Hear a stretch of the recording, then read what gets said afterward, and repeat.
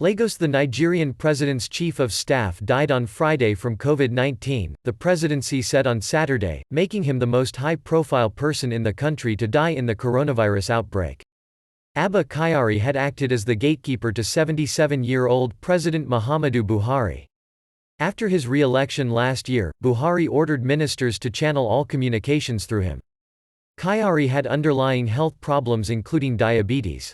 His age was not officially disclosed, although two presidency aides said he was 70. Reuters reported on March 24 that he had contracted the disease. The deceased had tested positive to the ravaging COVID-19, and had been receiving treatment. But he died on Friday, April 17, 2020, presidency spokesman Garba Shehu said in a tweet. Nigeria has 493 confirmed cases and 17 deaths, according to the Nigeria Center for Disease Control.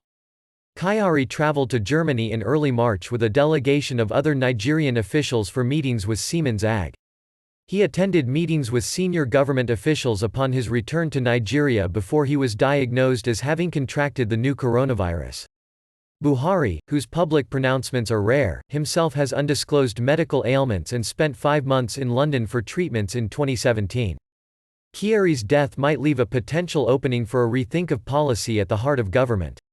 Analysts said the government's statist approach since Buhari took office in 2015 was in large part influenced by his chief of staff, a former executive at the United Bank for Africa plc. Anthony Goldman, head of Nigeria-focused PM Consulting, said Kyari was the central figure in driving forward government policies on agricultural reform, investment in infrastructure and power. Kyari was very close to Buhari and arguably the most powerful man within the administration, said Malta Lewershite, vice president of Teneo Intelligence in a note. Kyari's death removes the center of gravity from Buhari's inner circle and might provide an opening for more reform-minded elements such as Vice President Yemi Osinbajo, he said. Kyari's death could be very significant because he showed an immense ability to wield power in the context of a largely absent president, said Clement Nwankwo, director of the Abuja-based Policy and Legal Advocacy Center think tank.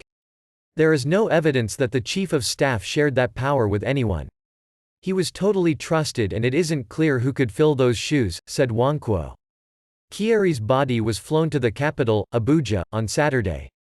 He was buried at a cemetery in the city in a private ceremony after funeral prayers at his residence, Shehu said.